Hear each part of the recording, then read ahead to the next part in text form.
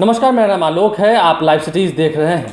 यूँ तो बिहार की सियासत में अब आरोप प्रत्यारोप का जो दौर है वो बढ़ने लगा है। आपको पता है बिहार में चुनाव होने वाले हैं विधानसभा के। ऐसे में विपक्ष की कमज़ोरियां गिनाकर सत्ता पक्ष उसका फ़ायदा उठाने लगा है। सत्ता पक्ष लोगों के बीच जाकर के ये कहने लगा है कि देखिए विपक्ष ने पहले क्या किया था। लेकिन आज बात बिहार के विपक्ष की होगी।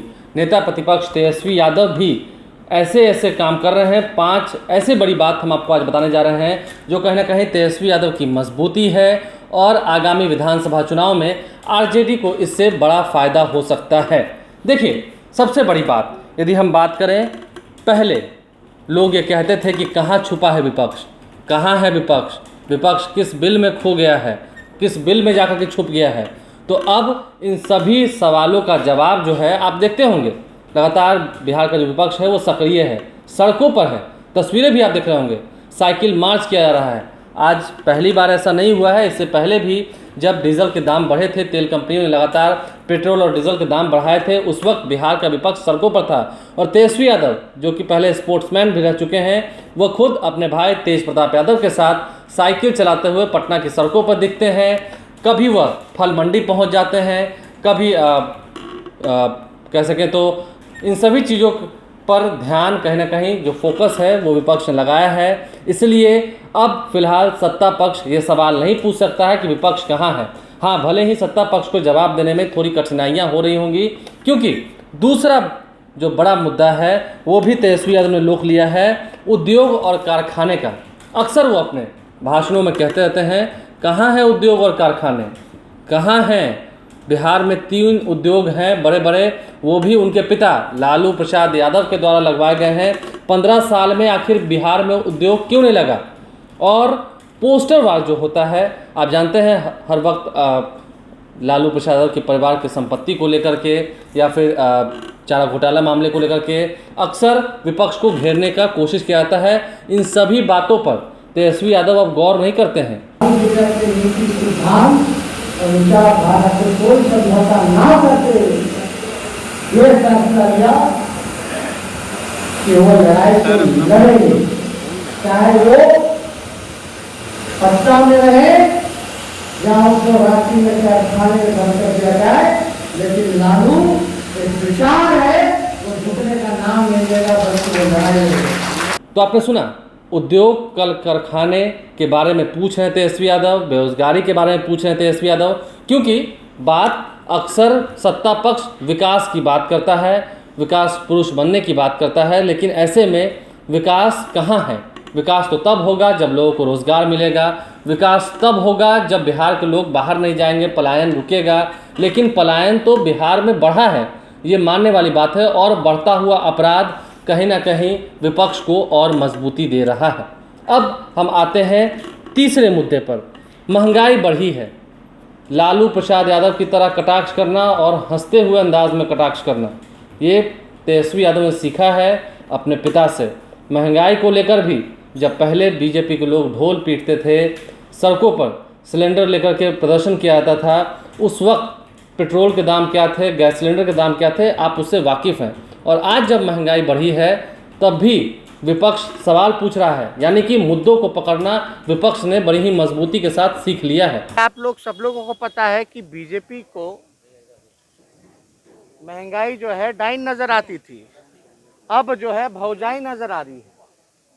इसलिए अब इसके बाद बढ़ते हैं चौथे बड़े मुद्दे पर। चौथा बड़ा मुद्दा, भले ही कई जगहों पर आप टेलीविज़न पर देखते होंगे कि महंगाई को लेकर के जो बातें हैं वो हो रही हैं, लेकिन तेजस्वी यादव अब माफ़ी मांग रहे हैं।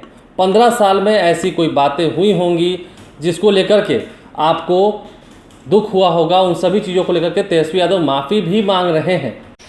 बिहार जो है बेरोजगारी का केंद्र बन चुका है, और आप सब लोगों ने देखा कोरोना काल में कि कितनी जनसंख्या, सबसे ज्यादा अगर पूरे देश में अगर सबसे ज्यादा अगर पलायन हुआ है तो वो बिहार के लोगों का हुआ है। क्यों हुआ है? क्या हम अच्छी व्यवस्था नहीं कर सकते? पलायन किस लिए हुआ है? किस किस चीज के लिए होता है? रोजगार के लिए। यहाँ रोजगार नहीं है, ठीक है, 15 साल हम लोग सत्ता में रहे, लेकिन हम सरकार में नहीं थे, हम तो छोटे थे, लेकिन फिर भी हमारी सरकार रही। लेकिन इससे कोई इनकार नहीं कर सकता कि लालू जी ने सामाजिक न्याय नहीं किया। लालू जी ने सामाजिक न्याय किया। वो दौर अलग दौर था। ठीक है, 15 साल में हमसे कोई कमी या भूल होगी तो हम उसके लिए माफी भी मांगते हैं। भले ही कोई कुछ भी कहे, लेकिन नेता प्रतिपक्ष तेजस्वी यादव ने अपने फेसबुक पर लिख दिया है, क्षमा शोभती उस भुजंग को जिसके पास गरल हो, उसको क्या जो दंतहीन विषरहित विनीत सरल हो। इसका अर्थ क्षमा वही मांग सकते हैं, रीढ़ की हड्डी जिसके पास होती है वही झुक सकते हैं, जिनके पास रीढ़ की हड्डी नहीं होती है उनका काम सिर्फ रेंगने का होता है। इन सभी बातों को विपक्ष जो है अब बड़ी मजबूती से अपने सहयोगियों तक पहुंचा रहा है, अपने समर्थकों तक पहुंचा रहा है। इसका साफ अर्थ है कि लालू प्रसाद यादव के पदचिन्हों पर चलते हुए तेजस्वी यादव भी अब लोगों से संपर्क करना सीख गए हैं। आगामी विधानसभा चुनाव को लेकर के आरजेडी ने भी अपनी कमर कस ली है। और पांचवी सबसे बड़ी बात, पार्टियों को कैसे चलाया जाए, क्योंकि तेजस्वी यादव ने आज भी कहा है कि यदि जो आपसी मतभेद है उसे भुला करके हम एक साथ रहें और कुछ दिन संघर्ष करें तो आने वाला समय हमारा होगा, दिल्ली में भी पताका लहराया जाएगा। हम 2020 का 2035 में दिल्ली में झंडा फहरा देंगे।